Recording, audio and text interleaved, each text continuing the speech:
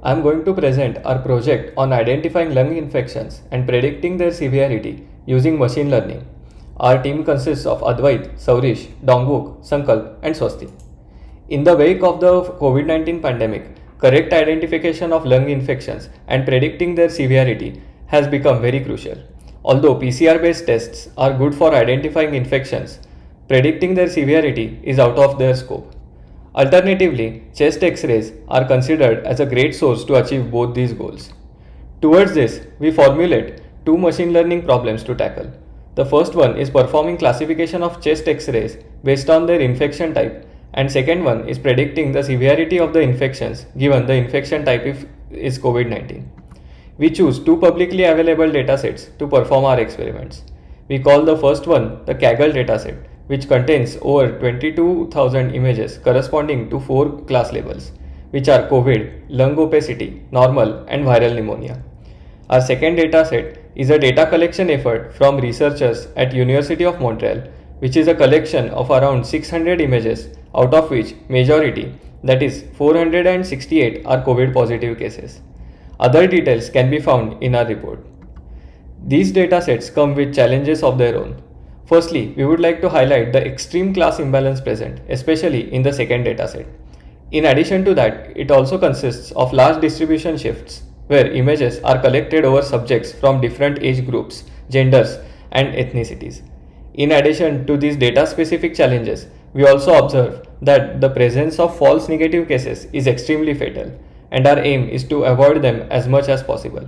Lastly, for predicting severity, the available labeled data is extremely less. To address these challenges, we implement and test both supervised and unsupervised approaches, which are listed down on this slide.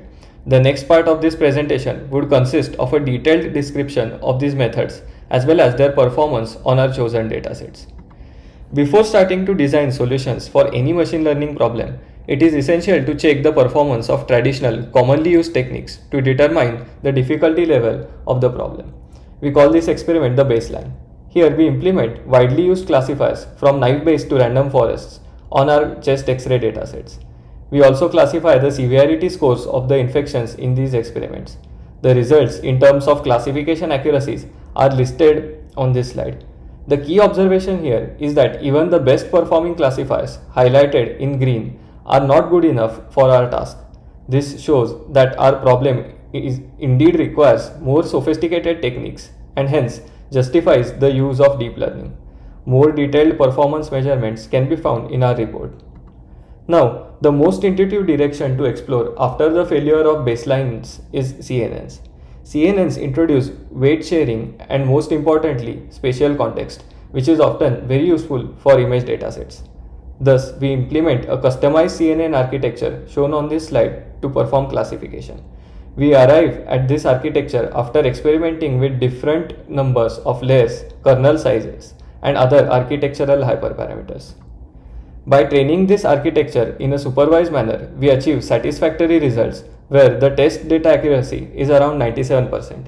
Another important detail here is that the number of false negative cases present are just 39, which constitute less than 0.2% of the entire dataset. More details including train and validation performances and plots for accuracy and loss are included in our report.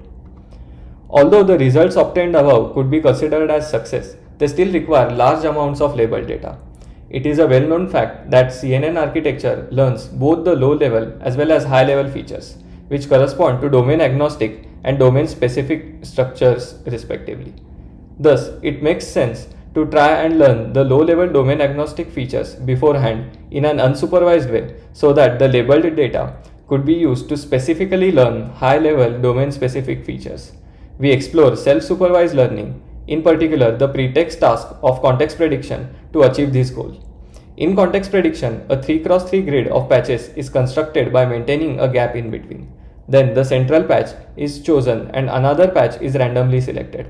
This tuple consists of the input to the CNN, and the class label for this input is the relative position of the randomly chosen patch with respect to the central patch. By training the model on this task, it is expected that the model will learn spatial context corresponding to relative positions of the objects present in the image.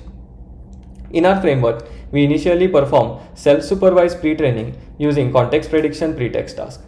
Then we transfer the convolutional feature extractor and append it with fully connected classifier to perform supervised training in our target domain. To determine whether pre-training on context prediction improves performance, we compare the results for 3 configurations. In first configuration, we randomly initialize the network which is untrained completely. For the second configuration, we perform context prediction on a completely unrelated CFAR10 dataset.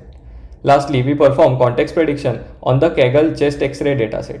Then, we perform supervised training on these 3 models and obtain the shown results. The results clearly indicate that the self-supervised pre-training results in a faster learning of more high-level features and improved classification accuracy as compared to random initialization. The key observation here is the significantly higher performance, especially when the training data percentage is less. This shows that the context prediction pretext task helps in learning some basic low-level features, on top of which high-level features could be learned using very few data samples. Next, we perform pretext task specific hyperparameter tuning and empirically find out the most optimal combination of patch size and gap. Unfortunately, we do not observe any clear trend between these hyperparameters and their performance, which restricts our contributions to an empirical level. More details on the network architecture, implementation details of context prediction, and performance measurements can be found in our report. We also propose that since the infection patterns could be identified using the areas in images that correspond to lungs, it makes sense to perform segmentation of the images first to generate a region of interest, that is ROI, and use it to perform classification. We explore different unsupervised clustering techniques like thresholding, Otsu's method, linear iterative clustering, and Chan-Weiss clustering to extract the aforesaid ROI. Otsu's method determines an optimal global threshold value from the image histogram, whereas simple linear iterative clustering algorithm generates superpixels by clustering pixels based on their color similarity and proximity in the image plane. The Chan-Weiss segmentation algorithm is based on level sets that are evolved iteratively to minimize an energy function. The output segmentation maps can be seen on these slides, and a qualitative evaluation of them clearly shows that it is indeed very difficult to extract the ROI in a completely unsupervised manner. We also observe that using this ROI to train the model in a supervised way degrades the performance by small margins due to incorrect segmentation maps. More details and qualitative results of these techniques can be found in our report. Finally, I would like to conclude this presentation by highlighting key findings of our project. First of all, the baselines clearly show that our problem is challenging and requires more sophisticated deep learning based approaches. Then, our customized CNN architecture in a supervised domain provides satisfactory results in terms of both classification accuracies and presence of false negatives. Then, to reduce the requirement of large amount of labeled data, we explore context prediction pretext task and find out that it indeed boosts the performance. This opens up future work directions in the domain of self-supervised methods for medical image analysis. Finally, we observe the limitations of fully unsupervised segmentation techniques, which motivates us to explore semi-supervised ROI extraction approaches in future. Thank you for watching our presentation.